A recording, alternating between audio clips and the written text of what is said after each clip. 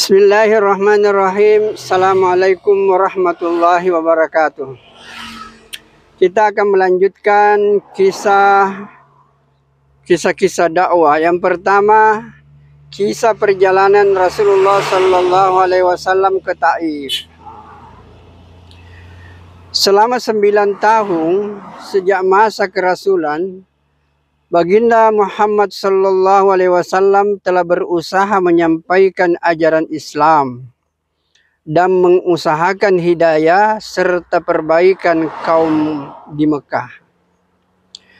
Namun kebanyakan orang-orang Mekah selalu menyakiti, memperolok-olok dan berbuat semena-mena terhadap Baginda Rasulullah Sallallahu Alaihi Wasallam dan para sahabat, kecuali sekelompok kecil orang yang sudah masuk Islam dan beberapa orang yang selalu membantu beliau walaupun belum masuk Islam.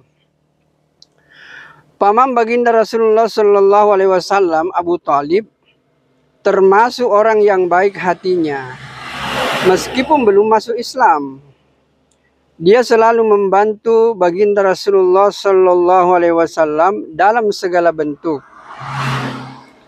Pada tahun ke-10 kenabian, ketika Abu Thalib meninggal dunia, kaum kafir mendapat kesempatan untuk mencegah perkembangan Islam dan menyakiti kaum muslimin secara lebih leluasa. Baginda Rasulullah Sallallahu Alaihi Wasallam pun pergi ke Taif yang didiami kabilah Saqif yang berjumlah besar, dengan harapan apabila kabilah Saqif tersebut masuk Islam, kaum muslimin akan terbebas dari berbagai penderitaan dan Taif akan menjadi pusat penyebaran agama. Setibanya di Taif, Baginda Rasulullah Sallallahu Alaihi Wasallam langsung menemui 3 orang yang ditokohkan. Beliau berbicara dengan mereka, mengajak mereka kepada agama Allah Subhanahu wa Ta'ala, dan agar mereka mau membantu Baginda Rasulullah Sallallahu Alaihi Wasallam. Akan tetapi apa yang terjadi? Mereka bukannya menerima atau paling tidak berlaku sopan kepada tamu yang baru datang, sebagaimana adat bangsa Arab yang terkenal dengan memuliakan tamu. Bahkan mereka tanpa basa-basi menyambut Rasulullah dengan sikap dan akhlak yang sangat buruk. Bahkan mereka pun tidak rela Rasulullah Sallallahu Alaihi Wasallam tinggal di situ. Padahal orang yang dianggap sebagai tokoh seharusnya berbicara dengan sopan dan berakhlak mulia. Salah seorang di antara mereka berkata, "Oh, kamu ke orang yang diutus oleh Allah sebagai nabi?" Yang kedua berkata, "Apakah Allah tidak menemukan selain kamu untuk diutus sebagai rasul?" Yang ketiga berkata, "Aku tidak mau bicara dengan kamu, sebab jika kamu memang seorang nabi seperti pengakuanmu, lalu aku menolakmu, tentu aku tidak lepas dari musibah.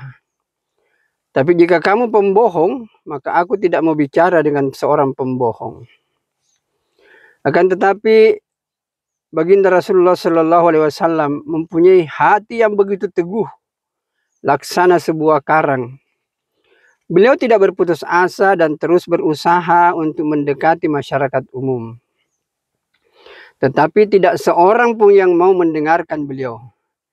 Jangankan menerima, bahkan mereka menghardik, "Tinggalkan segera kota kami. Pergilah kemana kamu suka, asal jangan tinggal di sini." Ketika Rasulullah Sallallahu Alaihi Wasallam tidak dapat mengharapkan mereka lagi dan bersiap-siap untuk kembali, maka mereka menyuruh anak-anak muda kota Taif membuntuti Rasulullah Sallallahu Alaihi Wasallam.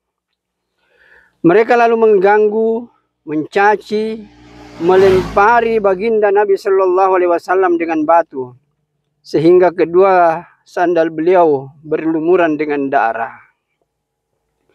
Dalam keadaan seperti itulah Rasulullah Sallallahu Alaihi Wasallam meninggalkan kota Taif. Di tengah perjalanan, Tak kala sudah merasa aman dari gangguan anak-anak nakal itu, beliau pun berdoa kepada Allah Subhanahu wa Ta'ala. Ya Allah, aku adukan kepadamu lemahnya kekuatanku, habisnya upayaku, dan kehinaanku dalam pandangan manusia. Wahai Allah yang Maha Penyayang, melebihi sekali yang penyayang, Engkaulah Tuhan-Tuhan orang yang tertindas. Engkaulah Tuhanku. Kepada siapakah Engkau serahkan diriku? Kepada orang asing yang akan memandangku dengan muka masam, atau kepada musuh yang Engkau kuasakan kepadanya segala urusanku? Tidak ada keberatan bagiku, asalkan Engkau tidak murka kepadaku, ya Allah. Perlindunganmu sudah cukup bagiku. Aku berlindung kepadamu, ya Allah, dengan nur zatmu yang menyinari segala kegelapan, dan dengannya menjadi baik segala urusan dunia dan akhirat. Aku berlindung dari turunnya kemarahanmu kepadaku, atau kemurkaanmu kepadaku. Aku sanggup berbuat apa saja, hingga Engkau ridha. Tiada daya dan upaya, melainkan denganmu.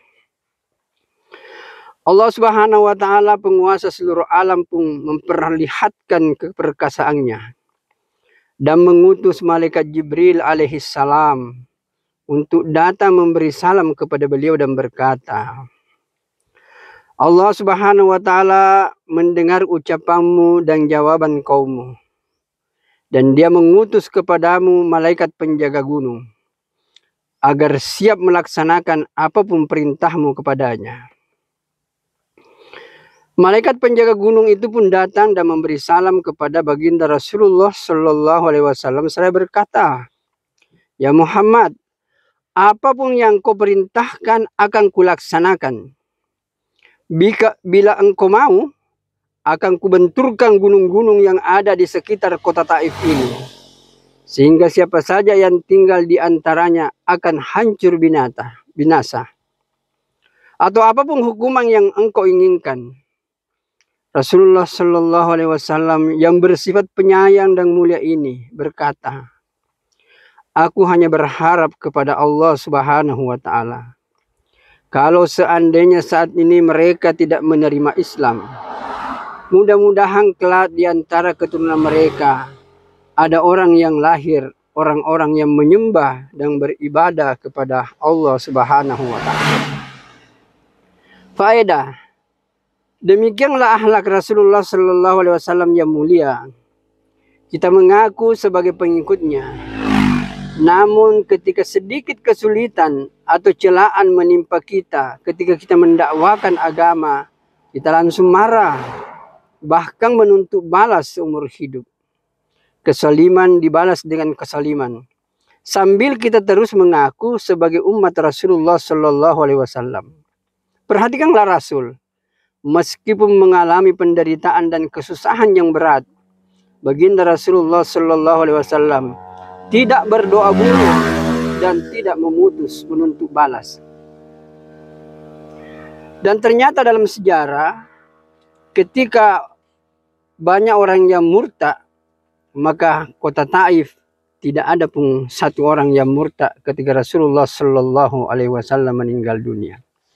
Beginilah susah payahnya mendakwakan agama, dan begitulah sedihnya perjalanan Rasulullah Shallallahu Alaihi Wasallam ke Taif untuk mendakwakan ini agama. Mudah-mudahan kita mendapat pelajaran yang berharga daripada ketabahan Rasulullah Shallallahu Alaihi Wasallam dalam mendakwakan ini agama. Baik, kita tutup dengan doa kepada majelis. Subhanakallahumma wa bihamdika, asyhadu an la ilaha illa anta, astaghfiruka wa atubu ilaik. Wassalamualaikum warahmatullahi wabarakatuh.